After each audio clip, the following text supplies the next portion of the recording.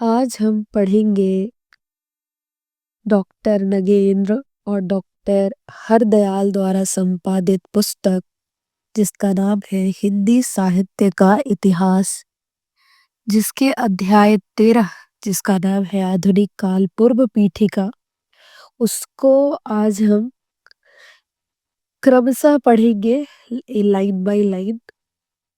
तो इसकी शुरुआत कुछ इस प्रकार है कि साहित्य के इतिहास में काल का सीमांकन सबसे अधिक जटिल समस्या है।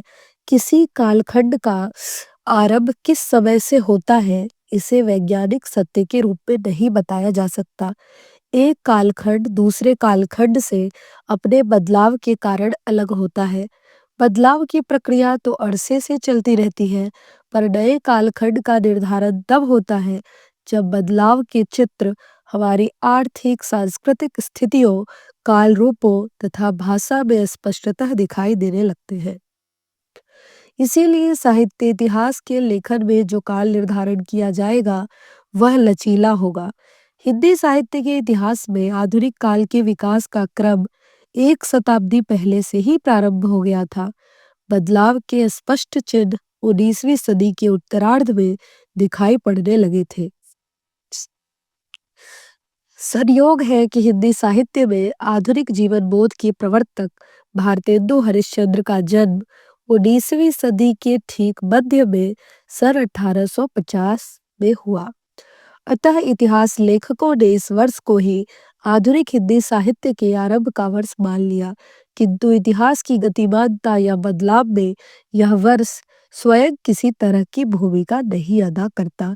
इतिहास के काल विभाजन की रेखा कम से कम दो विभिन्न प्रवृत्तियों को स्पष्टतः अलग करने वाली तथा इस अलगाव के लिए स्वयं भी बहुत कुछ उत्तरदायी होनी चाहिए। यदि सन 1857 को आधुनिक काल का प्रारंभिक बिंदु मान लिया जाए तो उपर्युक्त दोनों शर्तें पूरी हो जाती हैं। सन 57 दो विरोधी ताकतों की टकराहट का काल था, सामंतवादी और पूंजीवादी। सामंतवादी शक्तियां अपनी सारी ताकत लगाकर सदा के लिए समाप्त हो गई। सामंतवाद की संपूर्ण संभावनाएं खत्म होने के बाद देश के प्रबुद्ध वर्ग ने नए सिरे से सोचना शुरू किया और अंग्रेज शासकों ने भी इस देश की परंपरा को समझकर आधुनिकीकरण की प्रक्रिया का नवीनीकरण किया। अब हम देखते हैं नामकरण।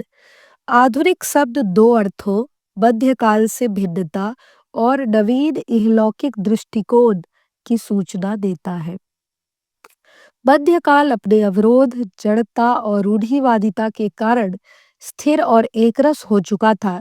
एक विशिष्ट ऐतिहासिक प्रक्रिया ने उसे पुनः गत्यात्मक बनाया।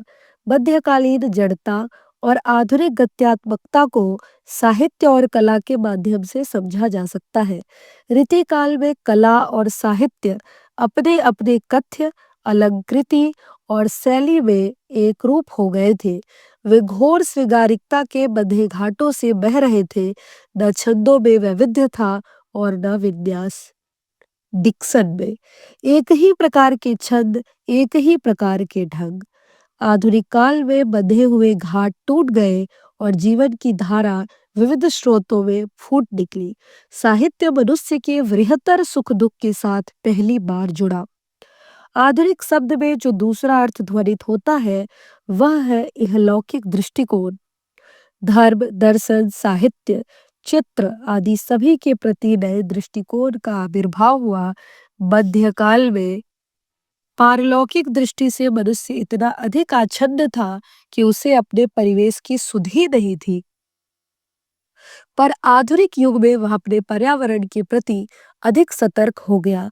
आधुनिक युग की पीठिका के रूप में इस देश में जिन दार्शनिक चिंतकों और धार्मिक व्याख्याताओं का आविर्भाव हुआ, उनकी मूल चिंताधारा इहलौकिक ही है।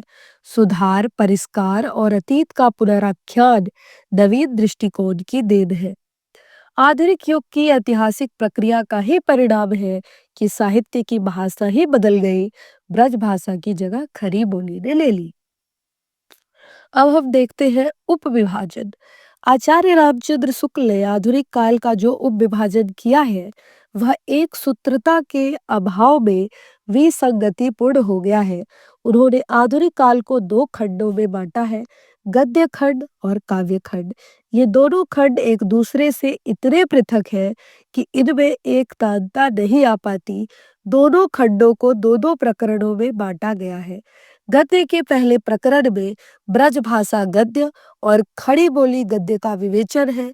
दूसरे प्रकरण में गद्य साहित्य का आविर्भाव विश्लेषित है। इसे फिर तीन उत्थानों में विभाजित किया गया है, प्रथम, द्वितीय और तृतीय। कालखंड में भी दो प्रकरण हैं, पुराणी काव्य धारा और नई धारा। नई धारा के भी तीन उत्थान हैं, प्रथम, द्वितीय और तृतीय। शुक्ल जी के गद्य खंड और काव्य खंड एक दूसरे से सर्वथा अलग है। एक ही प्रवृत्ति का दूसरे की प्रवृत्ति से कोई तालमेल नहीं है। ऐसा लगता है कि मानो गद्य खंड में एक प्रवृत्ति क्रियाशील है तो काव्य खंड में दूसरी। उदाहरणार्थ, काव्य खंड के दूसरे प्रकरण के तृतीय उत्थान काव्य में जिसे छायावाद के नाम से अभिहित किया जाता है, तथा गद्य खंड के द्वितीय प्रकरण के तृतीय उत्थान में कोई एक रूपता निरूपित नहीं की जा सकी है। इस खंड दृष्टि के कारण इतिहास का नैरंतर्य ओझल हो गया है। शुक्ल जी के परवर्ती इतिहासकारों ने प्रायः शुक्ल जी का अनुगमन किया। आधुनिक हिंदी साहित्य में छायावाद युग सर्वमान्य हो गया है। इसको केंद्रवर्ती बिंदु मानकर इस काल का उपविभाजन करना आध अधिक सुविधाजनक होगा। छायावाद काल के पूर्व हिंदी साहित्य परिष्कार की दो मंजिलों से गुजर चुका था, पुनर्जागरण और सुधार। राजा राम मोहन राय, केशव चंद्र सेन, दयानंद सरस्वती, विवेकानंद आदि के कारण जो पुनर्जागरण आया वह ऐतिहासिक तथ्य हो गया। इसका सीधा प्रभाव साहित्य पर पड़ा। साहित्य अपने नवीन पर्यावरण से जुड़कर मध्यकालीन प्रवृत्तियों से पृथक हो गया। अतः आधुनिक काल की पहली मंजिल को पुनर्जागरण काल कहना समीचीन है। दूसरी मंजिल पर साहित्यकार अपने कथ्य, रूपाकार और भाषा के सुधार परिष्कार में संलग्न दिखाई पड़ते हैं। अतः इसे सुधार काल की संज्ञा दी जानी चाहिए। स्थूल रूप से छायावाद का समय सन 1918 से 1938 तक माना गया है। इसके अनंतर साहित्य में प्रगतिधर्मी और प्रयोगधर्मी आंदोलन एक साथ चले। इस काल को सन 1938 से 1953 तक निर्धारित किया जा सकता है। दूसरा सप्तक के प्रकाशन के साथ ही प्रयोगधर्मिता से छुट्टी पाकर बदले हुए परिवेश से आत्यंतिक संपृक्तता के कारण नए लेखन का जो प्रयत्न दिखाई पड़ता है उसे नवलेखन काल की संज्ञा दी जा सकती है। संक्षेप में आधुनिक काल के उपविभाजन का प्रारूप निम्नलिखित ढंग से प्रस्तुत किया जा सकता है। पुनर्जागरण काल यानी भारतेंदु काल, जिसका समय है 1857 से 1900 ईस्वी। दूसरा नगेंद्र निमाना है जागरण सुधार काल, जिसका नाम है द्विवेदी काल, जिसका समय है 1900 से 1918 ईस्वी। तीसरा छायावाद काल, जिसका समय है 1918 से 1938 ईस्वी। चौथा है छायावाद उत्तर काल, जो दो भागों में बांटा है, क और ख। क में है प्रगति प्रयोग काल, जिसका समय है 1938 से 1953 ईस्वी। और इसी में जो ख है उसका नाम है नवलेखन काल, जिसका समय है 1953 से बाद तक। कोई भी बदलाव यूं ही नहीं आता, बल्कि उसके कुछ कारण होते हैं। दो संस्कृतियों का उत्तरावलंबन प्रवर्तन के लिए उतना कारगर नहीं होता जितने समाज के बुनियादी ढांचे को बदलने वाले आर्थिक कारण प्रभावशाली होते हैं।